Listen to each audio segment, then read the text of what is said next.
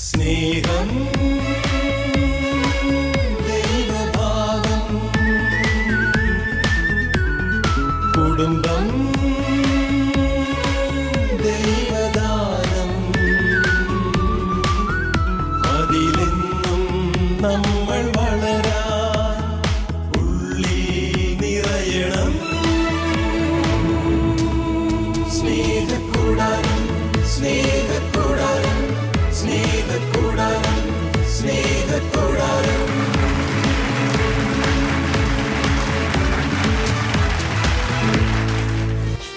Reverend doctor Augustine Kalleli Belgium Leuven യൂണിവേഴ്സിറ്റിയിൽ നിന്ന് കുടുംബ ദൈവശാസ്ത്രത്തിൽ ഡോക്ടറേറ്റ് കരസ്ഥമാക്കി 11 വർഷക്കാലം എറണാകുളം അങ്കമാലി അതിരൂപത കുടുംബ പ്രേക്ഷിത കേന്ദ്ര ഡയറക്ടർ എന്ന നിലയിൽ വ്യത്യസ്ത കുടുംബ നവീകരണ പ്രസ്ഥാനങ്ങൾക്ക് രൂപം നൽകുകയും റീലൈറ്റ് യൂട്യൂബ് ചാനലിലൂടെ കുടുംബ ബന്ധങ്ങൾക്ക് വേണ്ട പരിശീലനം നൽകുകയും ചെയ്ത അച്ഛൻ ഇപ്പോൾ മംഗലപ്പുഴ സെമിനാരി അധ്യാപകനായി ശുശ്രൂഷ ചെയ്യുന്നു.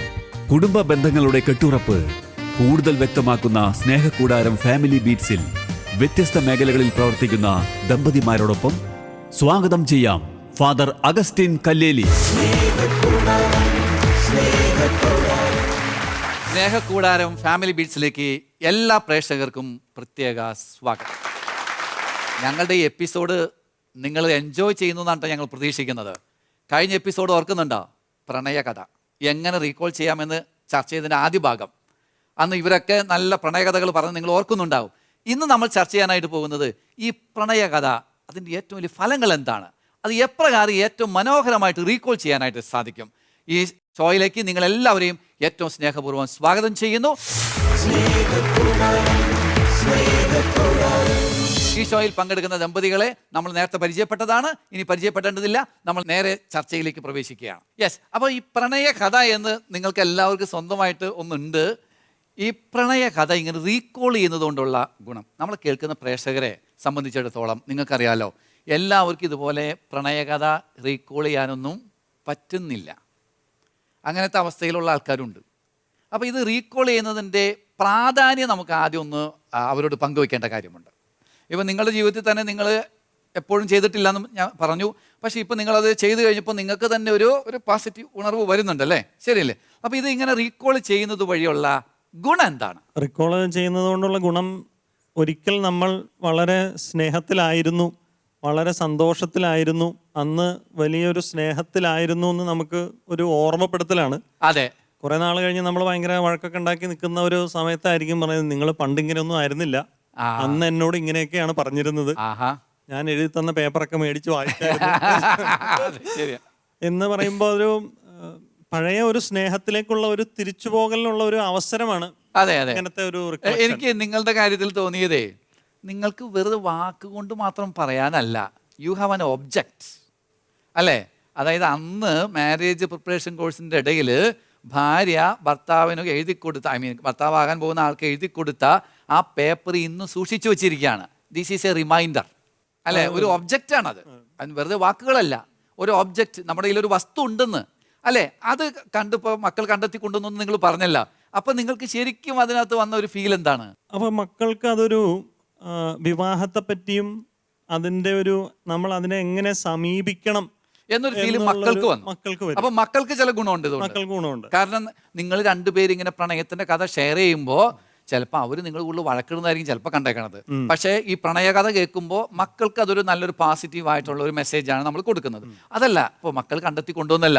അപ്പൊ ഇത് കിട്ടിയ ബിനീഷിന് എന്താ തോന്നിയത്? എനിക്ക് സത്യം പറഞ്ഞ ഒരു നാണമായിരുന്നു. നമ്മുടെ ഒരു അവൻ എന്തിനാണ് അതിനകത്തൊക്കെ നടന്നു എനിക്കറിയില്ല. പിന്നെ അത് നമ്മൾ എക്സ്പ്ലെയിൻ ചെയ്യണമല്ലോ. നമ്മളെ അങ്ങനെ ഒരു ഭാവത്തില് പിള്ളേര് കണ്ടിട്ടില്ല. അതെ, നമ്മൾ എപ്പോഴും വളരെ അല്ലേ? ഓക്കെ, എനിക്ക് തോന്നുന്നേ ഇത് അത്രയും വർഷങ്ങൾക്ക് മുമ്പിലേക്ക് നമ്മൾ തിരിച്ച് യങ്ങായി പോകുന്ന ഒരു ഫീൽ. അന്ന് അവിടെ പ്രീ മാരേജ് കോഴ്സിന് കണ്ടുമുട്ടിയതും എനിക്കിപ്പോഴും ഓർമ്മയുണ്ട്. ജോജാൻ ഏത് ഷർട്ടാണ് ഇട്ടിരുന്നത്, അന്നത്തെ ഷർട്ട് വരെ ഓർമ്മയുണ്ട്.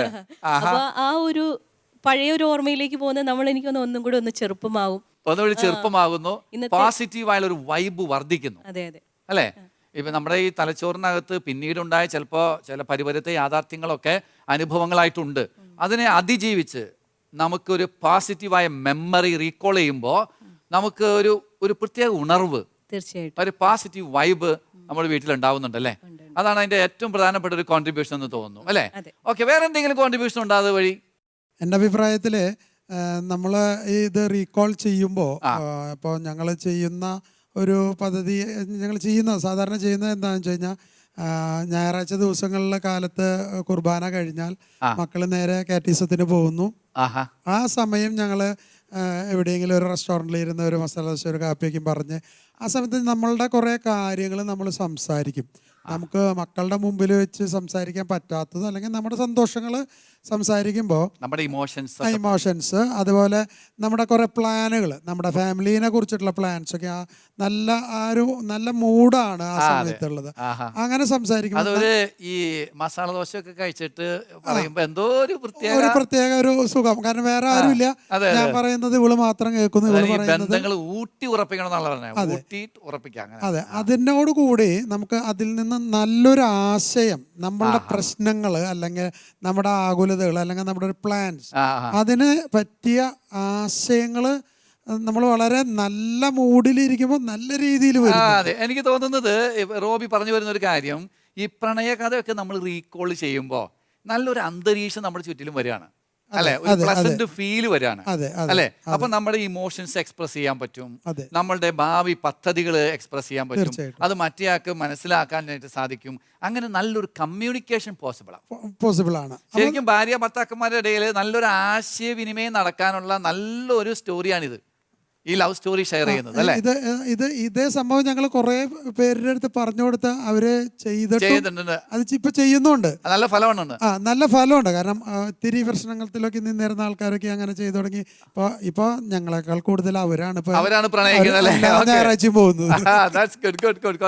ഓക്കെ, അപ്പൊ നല്ലൊരു കമ്മ്യൂണിക്കേഷൻ നമുക്ക് സാധ്യമാവും, ഈ പ്രണയ കഥ റീകോൾ ചെയ്ത് കഴിഞ്ഞാൽ സാധ്യമാവും. അതുപോലെ നല്ലൊരു പോസിറ്റീവ് വൈബ് ഉണ്ടാവും എന്ന് പറഞ്ഞു. വേറെ എന്തെങ്കിലും? അതെ, ഈ വിവാഹ ജീവിതത്തിലുള്ള ഈ പ്രണയം എന്ന് പറഞ്ഞു കഴിഞ്ഞാല് ഈ ഒരു കനല് പോലെയാണ്. കനലിൽ ഇങ്ങനെ ചാരം ഇങ്ങനെ കിടക്കാണ്. നമ്മുടെ ഉത്തരവാദിത്തങ്ങളും അങ്ങനെ നമ്മുടെ ടെൻഷൻസ് ഒക്കെ കാരണം ഉള്ളിലുണ്ട്, പക്ഷെ അത് പുറത്തേക്ക് വരുന്നില്ല. ഇങ്ങനെ ഷെയർ ചെയ്യുവാണെങ്കിൽ ഒരു പക്ഷേ ആ ചാരമൊക്കെ മാറി ഒന്ന് ഊതി കൊടുത്തു കഴിഞ്ഞാൽ ശരിക്കും പ്രണയകഥ റീകോൾ ചെയ്യുന്നത് ഈ ചാരം മാറ്റുന്ന പരിപാടിയാണ്. ഊതിക്കൊടുക്കുന്നതാണ് ആളിക്കത്തും. ശരിക്കും ചോദിക്കട്ടെ ഗ്രീഷ്മ, ലിജോയുടെ ചില പ്രവർത്തികൾ ഗ്രീഷ്മയെ വേദനിപ്പിച്ചിട്ടില്ലേ? അത് ഉറപ്പായിട്ടുണ്ട്. ഇവിടെ ഇരിക്കുന്ന എല്ലാ ദമ്പതികൾക്കും പരസ്പര വേദന കിട്ടിയിട്ടില്ലേ? ശരി, കിട്ടിയിട്ടുണ്ട്. അല്ല, കാരണം നമ്മൾ മനുഷ്യരാണല്ലോ, നമുക്ക് വികാരങ്ങളുണ്ടല്ലോ. ചിലപ്പോൾ ദേഷ്യം വന്നിട്ടുണ്ടാവും, ചിലപ്പോൾ നമ്മൾ പറഞ്ഞ കാര്യം ചെയ്യാതെ വന്നപ്പോൾ ചിലപ്പോൾ നന്നായിട്ട് പറഞ്ഞിട്ടൊക്കെ ഉണ്ടാവും. ഓക്കെ, അങ്ങനെ വേദനിച്ച ഓർമ്മകളുണ്ട്, അതൊരു വശത്ത്. എന്നാൽ ഇതുപോലെ പ്രണയത്തിൻ്റെ ഓർമ്മയുണ്ട്. അപ്പോൾ എന്ത് സംഭവിക്കും? ഏതായിരിക്കും മനസ്സിൽ തങ്ങി നിൽക്കുക? ആദ്യകാല പ്രണയം തന്നെയാണ് നമ്മുടെ ഉള്ളിൽ എപ്പോഴും ഉണ്ടാവുള്ളൂ. അതെ അല്ലേ? ഇത് ഈ പറഞ്ഞ ചാരമാണ്. ചാരം മാറ്റി കഴിയുമ്പോൾ അപ്പൊ നമുക്ക് ഈ നെഗറ്റീവ് എക്സ്പീരിയൻസ് വരുന്ന, അപ്പൊ നമ്മുടെ മനസ്സിലൊക്കെ ചിലപ്പോൾ ഇയാളെന്ത് ഇങ്ങനെ പെരുമാറുന്നത്, ഇയാൾ എന്നോട്, ഇപ്പൊ നിങ്ങൾ ചിലപ്പോൾ ഒരു പക്ഷേ കുറച്ചും കൂടിയൊക്കെ അതിനെ അതിജീവിച്ച ആൾക്കാരായിരിക്കാം. ചിലർക്ക് അതിജീവിക്കാൻ പറ്റാതെ അവർ അതിനകത്ത് തന്നെ നിൽക്കുകയാണ്. ഇയാൾ എന്നാൽ എൻ്റെ അമ്മയോട് ഇങ്ങനെ പെരുമാറിയില്ലേ, ഇയാൾ എന്നോട് ആ വാക്ക് പറഞ്ഞില്ലേ, അല്ലേ? ചിലപ്പോൾ ഒരു 1 ടൈം ആയിരിക്കും അയാൾ പറഞ്ഞത്, ചിലപ്പോൾ റിപ്പീറ്റഡ് ആയിട്ടും പറഞ്ഞിട്ടുണ്ടാവും. അപ്പോൾ ആദ്യകാല പ്രണയം മറന്നു പോകും, എന്നിട്ട് ഇതിനകത്ത് നിൽക്കും, ഈ നെഗറ്റീവ് മൈൻഡ് സെറ്റിൽ നിന്ന് പോകും. അങ്ങനെ നിൽക്കുന്ന ഒരാൾക്ക് ശരിക്കും പറഞ്ഞാൽ ആ മൈൻഡ് സെറ്റ് മാറാൻ, ഒരു പോസിറ്റീവ് മൈൻഡ് സെറ്റിലേക്ക് വന്നിട്ട് എൻ്റെ ഭർത്താവ് ഇതല്ല, അല്ലെങ്കിൽ എൻ്റെ ഭാര്യ ഇതല്ല, നോക്കിയേ ഞാൻ ഈ എൻ്റെ ഭർത്താവിനെ കുറിച്ചുള്ള സ്വപ്നം എഴുതി കൊടുത്തപ്പോൾ അയാൾ ഇതൊക്കെ വാങ്ങി വെച്ച് സൂക്ഷിച്ച് വെച്ചിരിക്കുകയാണല്ലോ, ആ ഒരു ഓർമ്മ തന്നെ ഒരു പക്ഷേ ജ്യോതിഷ് വേദനിപ്പിച്ചാൽ പോലെ അതിനൊക്കെ മറക്കാൻ കഴിയുന്ന ഒരു സാധനമായിട്ട് മാറും. ശരിയല്ലേ? അല്ലേ? അപ്പം ശരിക്കും പ്രണയത്തിൻ്റെ കഥ റീകോൾ ചെയ്യുന്നത് നല്ലൊരു മാജിക്കാണ് ബന്ധങ്ങളിൽ, അല്ലേ? പക്ഷെ നിങ്ങളൊക്കെ പറഞ്ഞു അച്ചോ വളരെ വിരളമായിട്ട് ചെയ്തിട്ടുള്ളൂ എന്ന്. എന്താ സംഭവം? എന്താ വിരളമായി പോകാൻ കാരണം? Very busy schedule.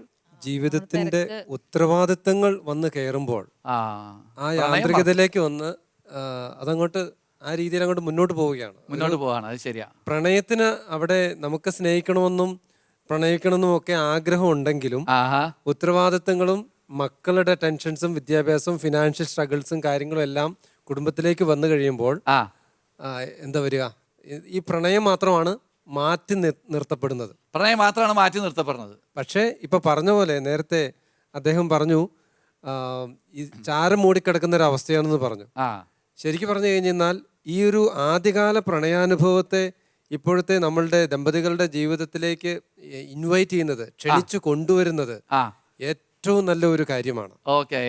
കാരണം ആദ്യകാല പ്രണയാനുഭവത്തെ നമ്മൾ കൊണ്ടുവരുമ്പോൾ ഏതൊരു പതിപുരത്ത അവസ്ഥയിലൂടെയാണോ ദമ്പതികൾ കടന്നു പോകുന്നത് അതിനെ വളരെ നല്ല രീതിയിൽ സൂത് ചെയ്യാനും പരസ്പരം ഒന്നുകൂടെ ഒന്ന് അടുക്കാനും കെട്ടിപ്പിടിക്കാനും ശരിയാ ഒന്നും കൂടെ പ്രണയകഥ നമ്മൾ ഓർത്ത് സംസാരിക്കുമ്പോൾ തന്നെ ഒരു ആലിംഗനത്തിനുള്ള സാധ്യത എവിടെയുണ്ട്. ചിലപ്പോ ഇത്രയും നേരം ഇങ്ങനെ വഴക്കൊക്കെ ഇട്ട് ചെറിയതൊക്കെ ഇട്ടിരുന്നവര് ഇങ്ങനെ ഒരു കഥ പറയുമ്പോ അല്ലെ ഒരു സഡൻ അതന്നെ അത് വരുന്നുണ്ട്. ഓക്കെ കൊള്ളാം. ഇനി നല്ല ഫലമുണ്ട്. ഇനിയിപ്പോ നമ്മുടെ ചോദ്യം എന്താ, പ്രേക്ഷകർ നമ്മളോട് ചോദിക്കുന്ന ചോദ്യം ഇതാണ്, ഞങ്ങൾക്കിത് പറ്റണില്ല, ഈ പ്രണയകഥ റീകോൾ ചെയ്യാൻ നിങ്ങൾക്കും പലപ്പോഴും പറ്റിയിട്ടില്ല, ഇത് എങ്ങനെ നമുക്ക് ഏറ്റവും ഇഫക്റ്റീവായിട്ട് ചെയ്യാം, എങ്ങനെ നമുക്ക് ഏറ്റവും ഇഫക്റ്റീവായിട്ട് ഈ പ്രണയകഥയെ റീകോൾ ചെയ്യാം, അതിന് നമ്മൾ എന്താ ചെയ്യേണ്ടത്?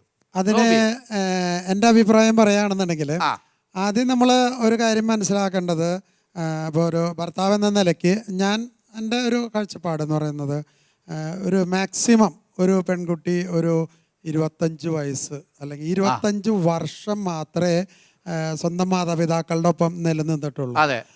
അപ്പം അത് മാക്സിമമാണ്. നമ്മുടെ കേരളത്തിലെ സംബന്ധിച്ച് അത് മാക്സിമമാണ്. അതിലൊരു 4-5 കൊല്ലം അവൾക്ക് കാര്യമായിട്ടുള്ള ഓർമ്മകളുമില്ല. അപ്പം ഒരു 20 കൊല്ലം ആ മാതാപിതാക്കളുടെ ഒപ്പം ഉള്ളത്. അതിനുശേഷം ഒന്നും അറിയാത്ത എൻ്റെ കൂടെയാണ്, ഒന്നോ മാക്സിമം 2 പ്രാവശ്യം കണ്ട എൻ്റെ കൂടെയാണ് ഇയാൾ വന്നിട്ട് എൻ്റെ കൂടെ ജീവിക്കുന്നത്. അപ്പം നമ്മളെക്കാൾ കൂടുതൽ അയാളെ അംഗീകരിച്ചേ പറ്റുള്ളൂ. കാരണം ഞാൻ മാറിയിട്ടില്ല, ഞാൻ എൻ്റെ അപ്പൻ്റെ അമ്മയുടെ ഒപ്പം തന്നെയാണ് കല്യാണം കഴിഞ്ഞിട്ട് നിൽക്കുന്നത്. ആ കാര്യം നമ്മളിവിടെ അംഗീകരിക്കുകയാണെന്നുണ്ടെങ്കിൽ നമുക്ക് തന്നെ അദ്ദേഹത്തോട് ബഹുമാനവും നമുക്ക് പ്രണയവും വരും. പ്രണയം വരുന്ന കാര്യമല്ല, ഈ പ്രണയത്തിന്റെ കഥ നമുക്ക് റീകോൾ ചെയ്യുന്നത് വളരെ വിരളമാണ് നമ്മുടെ കുടുംബങ്ങളിൽ. ഈ ഒരു കാര്യം ഓർമ്മയിലേക്ക് ആദ്യം കൊണ്ടുവരണം. ആ ഓർമ്മയിലേക്ക് കൊണ്ടുവന്ന് നമുക്ക് ഇയാളെ ഇപ്പൊ ബുദ്ധിമുട്ടുന്നു എന്ന് പറയുന്ന ആള് ഞാനാണ് ഏറ്റവും മികച്ചത് എന്നുള്ള കാഴ്ചപ്പാടിൽ നിൽക്കുമ്പോഴാണ് ഇപ്പുറത്തെ ആളോട് പ്രണയിക്കാൻ പറ്റാത്തത്. അല്ലെങ്കിൽ ഇത്തിരി കൂടി സിമ്പിൾ ആയിട്ട് പറയുകയാണെങ്കിൽ, ഇപ്പൊ നമുക്ക് വലിയ ഈഗോ ഒക്കെ ഉണ്ടെങ്കിൽ നമ്മൾ വലിയ സംഭവം എന്നൊക്കെ പറഞ്ഞ് നിന്ന് കഴിഞ്ഞാൽ പ്രണയകഥ പറയാനോ കേൾക്കാനോ നമുക്ക് സാധിക്കില്ല. അതിൽ ഒന്നും കൂടി എക്സ്പ്ലെയിൻ ചെയ്ത് പറയുകയാണെങ്കിൽ, നമ്മുടെ ബൈബിളിൽ പറഞ്ഞിട്ടുള്ള പോലെ നമ്മുടെ ഒരു പുരുഷന്റെ ഒരു വാര്യല് മാത്രമാണ് ഇവിടെ വരുന്നത്. അപ്പൊ 90% ഞാൻ എന്നിൽ നിൽക്കുന്നുണ്ട്, 10% ഇവിടെയാ. ഈ 10% ഇവിടെ വന്നാലേ ഞാൻ 100 ആവുള്ളൂ. അതുപോലെ തന്നെ സ്ത്രീയെ സംബന്ധിച്ച് 10% ഉള്ളൂ, ബാക്കി 90 അവിടേക്ക് വരണം. അത് 2 കൂട്ടരും മനസ്സിലാക്കി കഴിഞ്ഞാൽ ആർക്കും ആരോട് ഈഗോ ഒന്നും ഉണ്ടാവില്ല. അല്ല, ഈഗോ വേണ്ട. നമുക്ക് പ്രണയകഥ റീകോൾ ചെയ്യണമെങ്കിൽ ഈഗോ പാടില്ല എന്നാണ് റോബി പറഞ്ഞു വന്ന കാര്യമെന്ന് ഞാൻ മനസ്സിലാക്കുന്നു. ഈഗോ പാടില്ല. ഇനി നമുക്ക് എന്ത് ചെയ്യണം ഈ റീകോൾ ചെയ്യണമെങ്കിൽ? അങ്ങനെ ഒരു വരണമെന്നുണ്ടെങ്കിൽ what we have to do? ആ രീതിയിലൊന്ന് ചിന്തിച്ചു കഴിഞ്ഞാൽ എന്തായിരിക്കാം? അതിൽ ചിന്തിക്കുമ്പോ എന്താ വെച്ച് കഴിഞ്ഞാൽ നിരുപാധികമായിട്ട് കീഴടങ്ങിയോണ്ട് കീഴടങ്ങി സ്നേഹിക്കാം, അതൊക്കെ ചെയ്യാം. എന്നാൽ നമുക്ക് ഈ പ്രണയകഥ റീകോൾ ചെയ്യണമെങ്കിലേ നമുക്ക് എന്താ ചെയ്യേണ്ടത്? എനിക്ക് തോന്നുന്ന ഒരു പോയിന്റ്, ഈ ഒരു കപ്പിൾ ടൈം കണ്ടുപിടിക്കണം. അതായത് സമയം കണ്ടുപിടിക്കണം. അത് നിർബന്ധമാണ്. കാരണം 3 പിള്ളേരുണ്ട്, 3 പിള്ളേരെ ചുറ്റും വെച്ചോണ്ട് കപ്പിൾ ടൈം കണ്ടുപിടിക്കാൻ പറ്റില്ല. അപ്പൊ നമ്മൾ എഫക്റ്റീവ്ലി നമ്മളൊരു സമയം കണ്ടുപിടിച്ച്, കാരണം കല്യാണത്തിന് മുമ്പ് അല്ലെങ്കിൽ നമ്മൾ കണ്ടുപിടിച്ച സമയത്ത് നമ്മൾ 2 പേരും ഉണ്ടായിരുന്നു. ഈ 2 പേരുമുള്ള സമയം ഉണ്ടായാലേ എന്തെങ്കിലും പറയാൻ പറ്റുള്ളൂ. അല്ലാതെ അവൈലബിൾ ആയിരിക്കണം. അവൈലബിലിറ്റി അത് ബോധപൂർവം ശ്രമിക്കണം. ഒരു സമയം അത് വെറുതെ സമയം കണ്ടുപിടിച്ചാൽ പോരാ. ഈ നമ്മുടെ പാർട്ട്ണർക്ക് നമ്മളെ കുറിച്ച് എന്തെങ്കിലും ഒരു എതിരഭിപ്രായമുള്ള വിഷയങ്ങളുണ്ടല്ലോ, ആ വിഷയത്തിൽ ഒന്ന് പോസിറ്റീവായ ഒരു ഇനിഷ്യേറ്റീവ് എടുത്തതിന് ശേഷം ആണെങ്കിൽ ഈ കപ്പിൾ കമ്പനി എഫക്റ്റീവ് ആവും. എനിക്ക് പലപ്പോഴും അങ്ങനെ തോന്നിയിട്ടുണ്ട്. കാരണം എന്നിൽ ഞാൻ ദേഷ്യം പിടിപ്പിക്കുന്ന ഒരുപാട് കാര്യങ്ങളുണ്ട്. അപ്പൊ ഏറ്റവും വലിയ സിസ്റ്റം എന്റെ ഈ സിസ്റ്റത്തിന്റെ സ്പീഡാണ് ഏറ്റവും വലിയ പ്രശ്നം. അപ്പൊ ഞാൻ ഒന്ന് സിസ്റ്റം സ്ലോ ചെയ്യും, എനിക്കത് ഭയങ്കര ബുദ്ധിമുട്ടാണ്. ഞാൻ വളരെ ഇന്റൻഷനലി സിസ്റ്റത്തെ സ്ലോ ചെയ്യുമ്പോൾ പുള്ളി കുറച്ച് ഹാപ്പി. അതുകൊണ്ടാണ് നമ്മളിപ്പോ മക്കളെ ഉറക്കി കിടത്തിയിട്ട് തട്ടുകടയിൽ പോകണം. അപ്പൊ ആ സിസ്റ്റത്തെ സ്ലോ ചെയ്യുക എന്ന് പറയുന്നത്, കാരണം എനിക്ക് അങ്ങനെ പുറത്തിറങ്ങി പോകാം. എന്റെ സിസ്റ്റംസ് വേറെ പല പരിപാടികളും ഷെഡ്യൂൾഡ് ആണ്.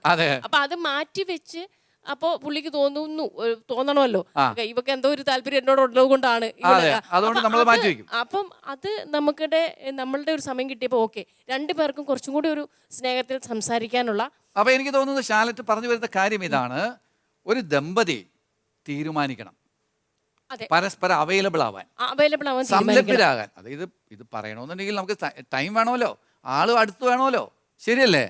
അപ്പൊ അവൈലബിലിറ്റി വേണം. പക്ഷെ എനിക്ക് തോന്നുന്നു ഈ അവൈലബിലിറ്റി ഉണ്ടാവണമെന്നുണ്ടെങ്കിൽ അതിന് മുമ്പ് വേറൊരു കാര്യം വേണം. അതെന്തായിരിക്കാം? ആരെങ്കിലും ഒരാൾ ഇനീഷ്യേറ്റീവ് എടുക്കണം.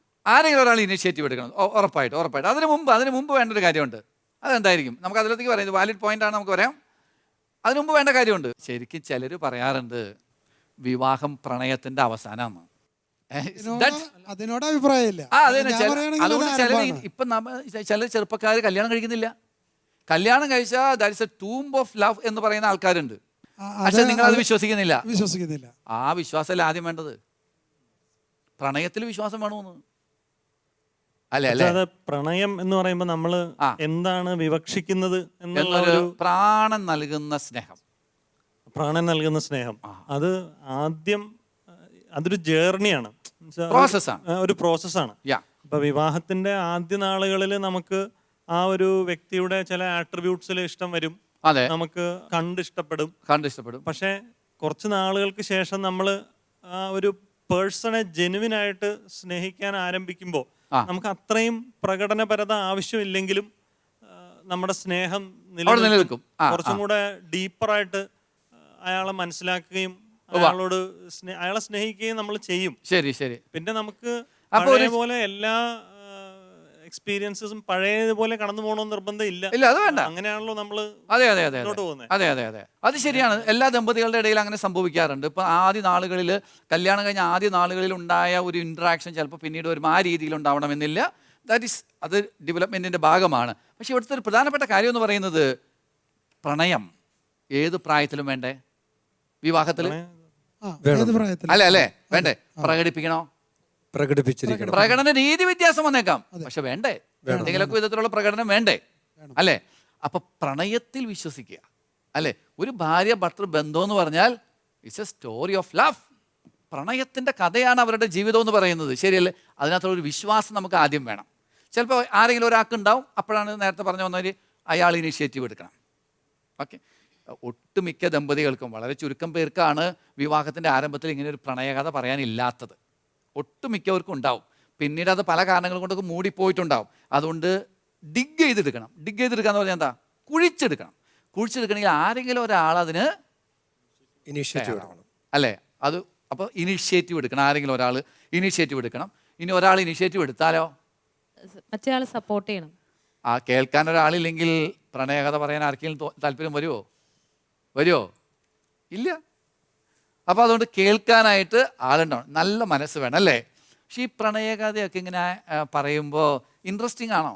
അതെ, ഞങ്ങള് പ്രാക്ടീസ് ചെയ്യുന്ന ഒരു അത് പറഞ്ഞോ. ഈ ഇരുന്ന് സംസാരിക്കാൻ ഞങ്ങൾക്ക് ഇങ്ങനെ സമയമൊന്നും ഉണ്ടാവാറില്ല. ഇരുന്ന് സംസാരിക്കാറില്ല. അപ്പോ എന്തെങ്കിലും ഒരു സാഹചര്യങ്ങൾ അതിനെപ്പറ്റി ഇങ്ങനെ ഓർമ്മ വരുമ്പോ പിള്ളേരോടായിട്ട് ഈ കഥ പറയും.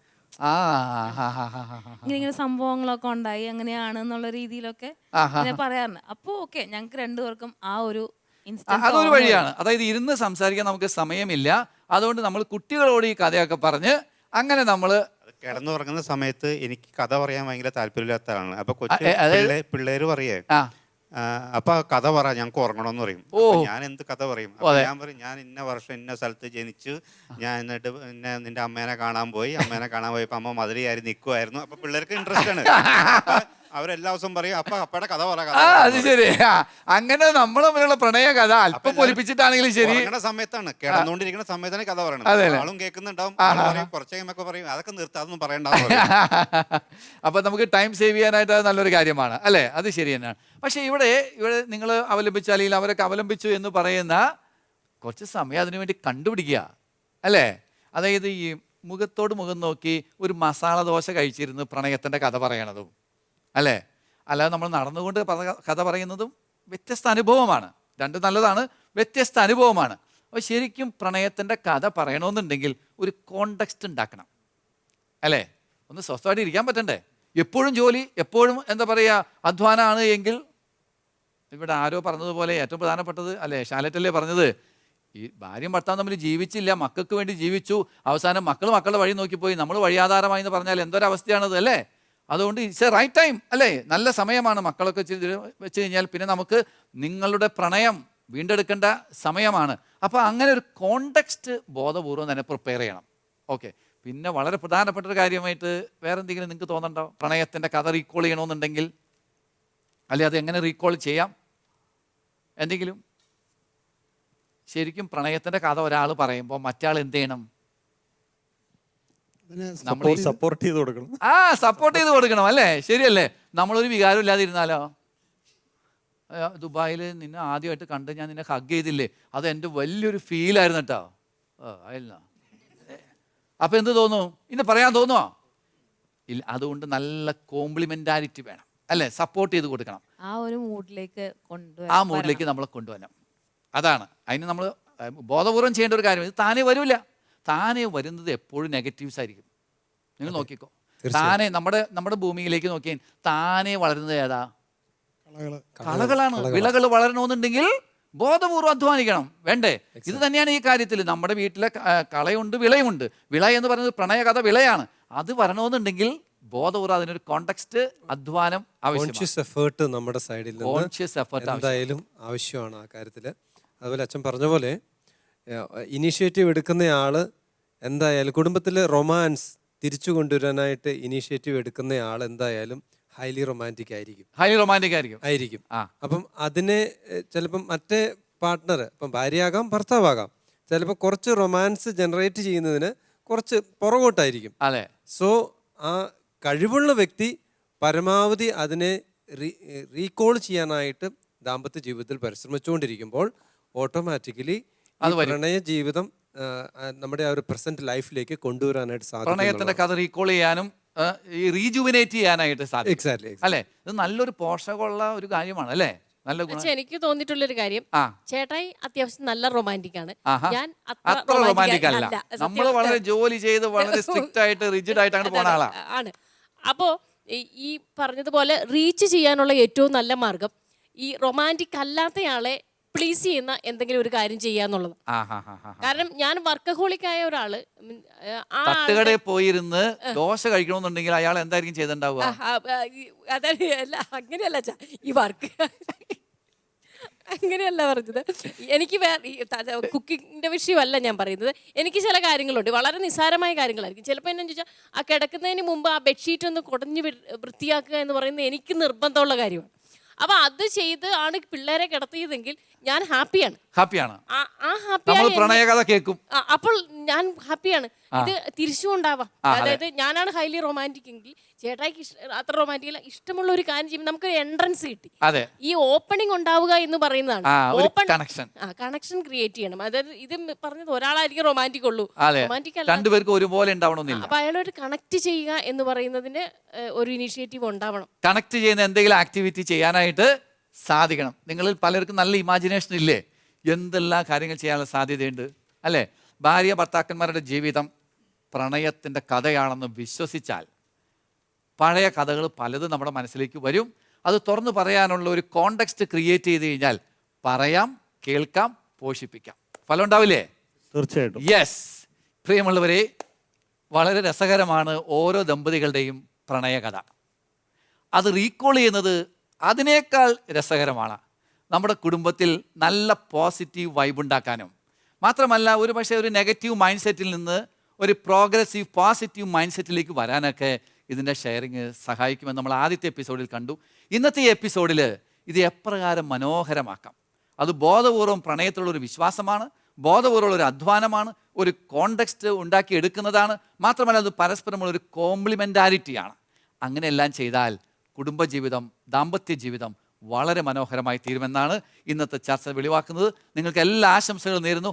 പ്രണയ കഥ റീകോൾ ചെയ്യാൻ, വീണ്ടും പറയാൻ നിങ്ങൾക്കാകട്ടെ എന്ന് ആശംസിക്കുന്നു. നമ്മുടെ ബന്ധങ്ങൾ വളരട്ടെ, കുടുംബങ്ങൾ ശക്തിപ്പെടട്ടെ.